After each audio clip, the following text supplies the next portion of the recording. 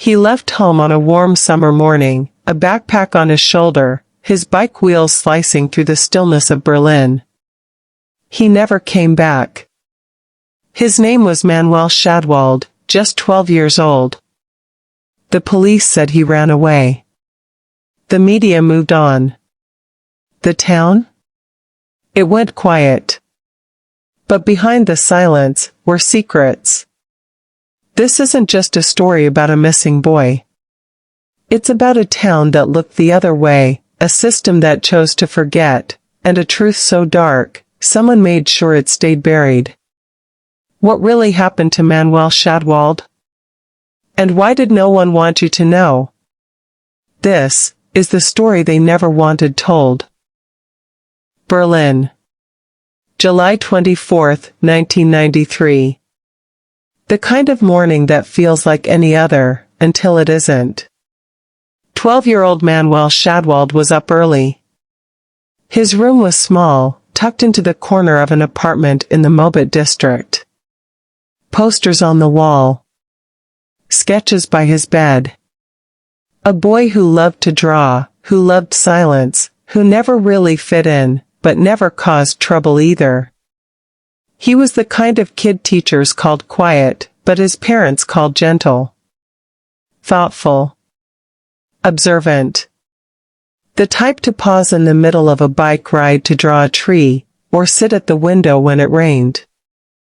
That morning, he told his father he was heading to the youth center. A regular trip. Just a few blocks away.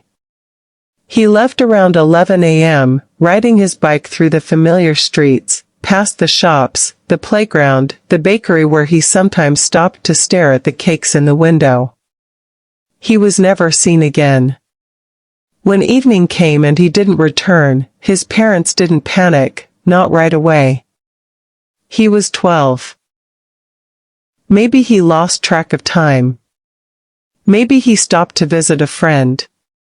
But the sun dipped low, and the minutes stretched. They called the youth center. No one had seen him. They called neighbors. Nothing. Friends? No idea. And slowly, the realization set in. That something wasn't right. That night, the kitchen light stayed on. The door stayed unlocked. And Manuel's bed remained cold. His mother sat by the phone, willing it to ring. His father walked the streets, retracing his son's route, whispering his name into the wind like a prayer. By midnight, the police were called. A missing person report was filed. But they didn't sound alarmed. Not really. Just another runaway, they said. Just another troubled kid. They didn't know Manuel. They didn't know he wasn't the type to run. But his parents did. And their fear was growing teeth. What happens when your child disappears, and no one seems to care? Would you trust the system? Or would you search the darkness yourself? This was the first night of many. And the last time anyone saw Manuel Shadwald alive. And yet, no one talks about it.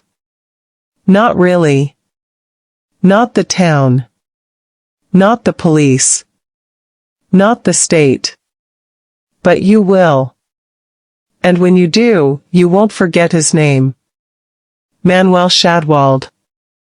Age 12. Missing. Silenced. But not anymore. Subscribe now if you believe stories like this should never be buried. When a child disappears, the world is supposed to stop. Sirens should scream. Neighbors should knock. Streets should echo with one name. But when Manuel Shadwald vanished, Berlin barely whispered. Police began their search, but not with urgency. Not with purpose. Just a few officers. A few questions. Some flyers handed out. A flashlight sweep of the nearby woods. A checklist, more than a mission. They said he probably ran away.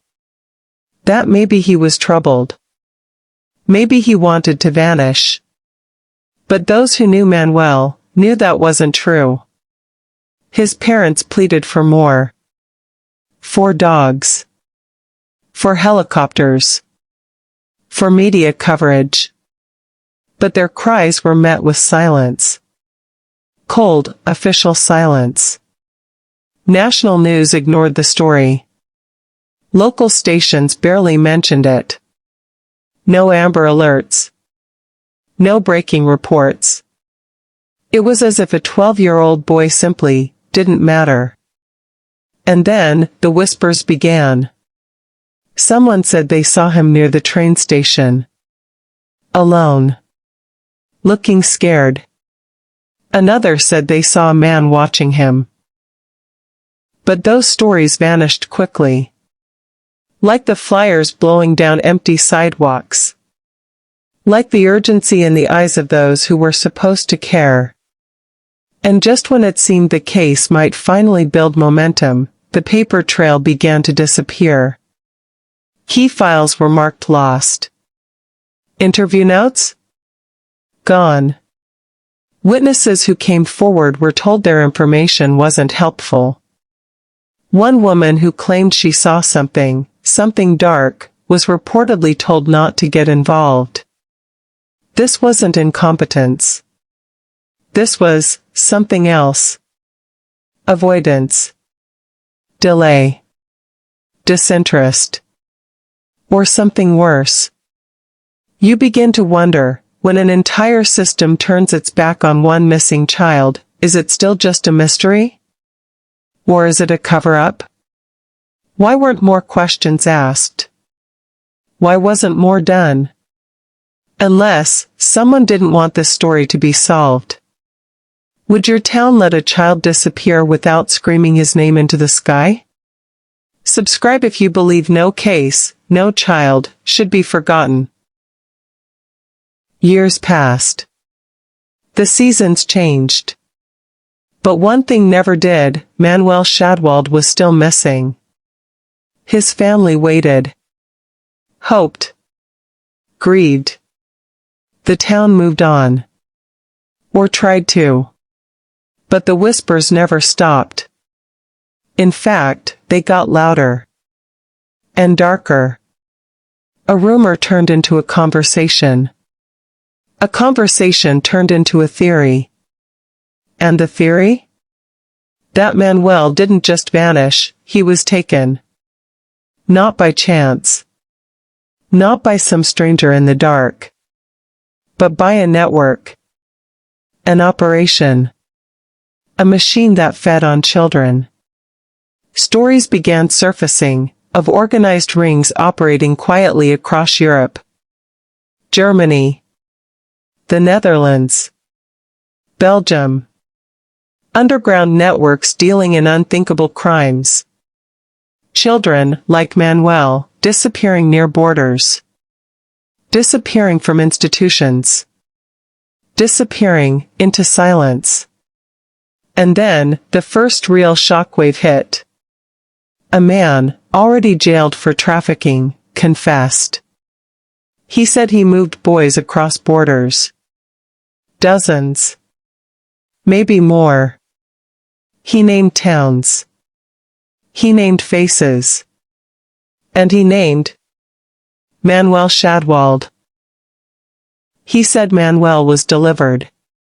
Passed on. Forgotten, by design. The confession was chilling. But what came next? Even colder. Nothing. No follow-up. No arrests. No trial. The man who confessed? Discredited. Called unstable. His files? Lost. Interviews? Sealed. The people he named? Protected. And the names, they weren't just street criminals. They were powerful. A judge. A police official. Even whispers about elected politicians. Men whose suits and smiles hid something monstrous. Men with the power to erase paper trails, silence questions, and shut doors. The public never saw the documents. But investigators did. At least, the honest ones. Some of them came forward. Quietly. Carefully. Risking everything. They said there was a network. There were connections. And the deeper they looked, the more doors slammed shut. The implication was clear: if you tug hard enough on this thread, the entire tapestry could come undone. So the authorities never pulled. They let it hang there, frayed, filthy, and full of secrets. And Manuel? He became part of that thread. A name buried beneath years of corruption, failure, and fear. Not just missing, but trafficked. Sold. Forgotten. Not by accident. But by design. How many others were there? How many names never made the papers? How many voices were stolen, just like his? Would your government protect the powerful, even if it meant sacrificing your child? If this story has shaken something inside you, don't let it end here. Subscribe. Because silence is how they win. And this silence has gone on long enough. In 1998, 5 years after Manuel Shadwell vanished, the case was closed. No press conference. No new evidence. No answers. Just a single statement. Cold. Clinical. Final.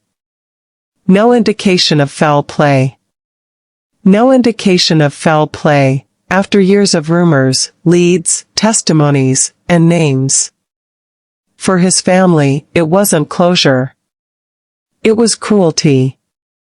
The door wasn't just shut, it was sealed. His mother, still lighting candles in the window. His father, still pacing the floors at night. And the bed? Still cold.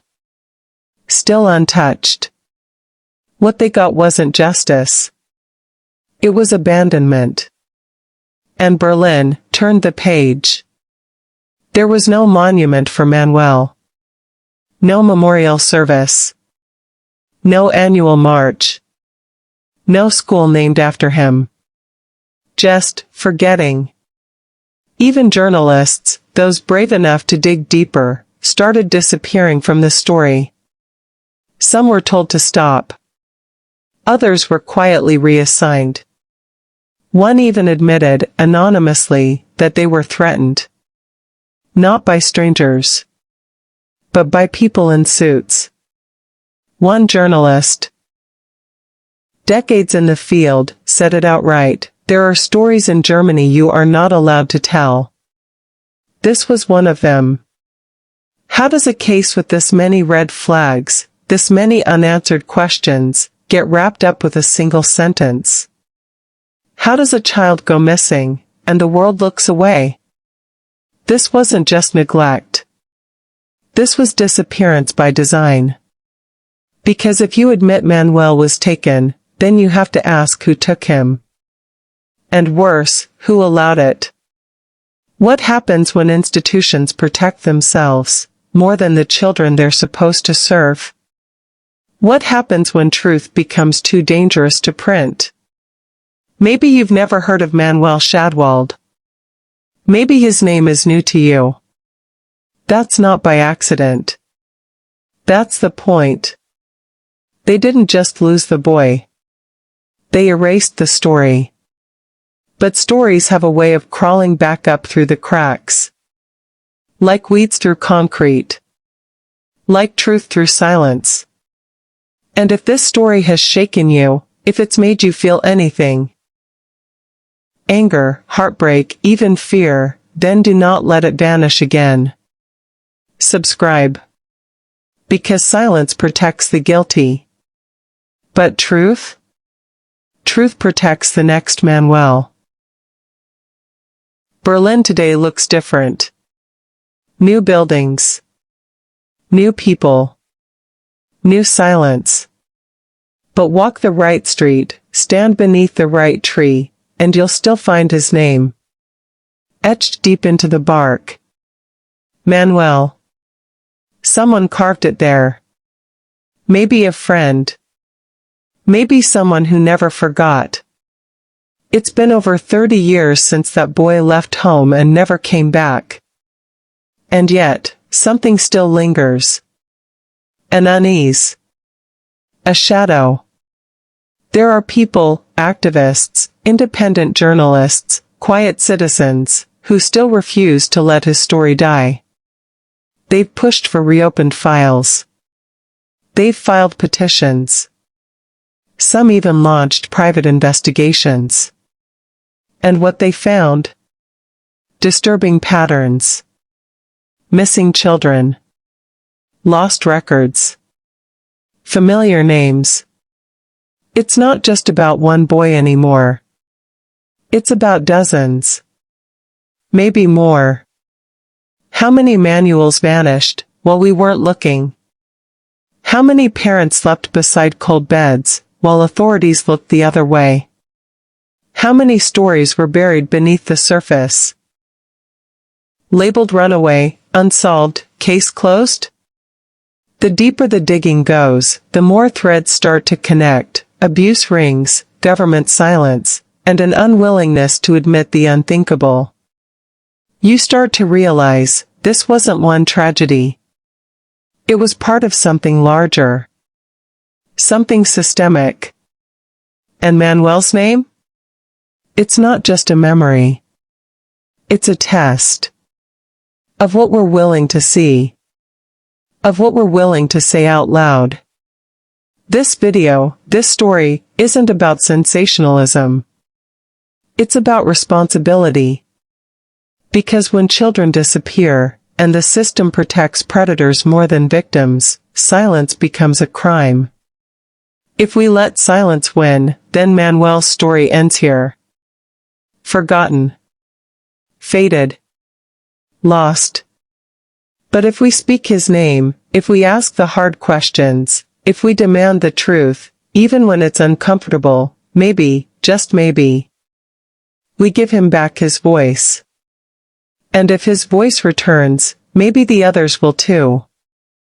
Don't let this be the last time his name is said. Subscribe. Share. Speak. Because someone, somewhere, knows the truth. And we're not done asking. A boy left home one morning, and never came back. To this day, no one has been arrested. No one held responsible. No justice. No closure. But now, you've heard his story. You know his name. And that's something they can't erase. So don't let this video fade like the case did. Share it. Speak it. Keep Manuel's name alive, because silence? Silence is the loudest form of guilt. And maybe, just maybe, your voice becomes the one that finally breaks the silence. Manuel Shadwell was here. And he mattered.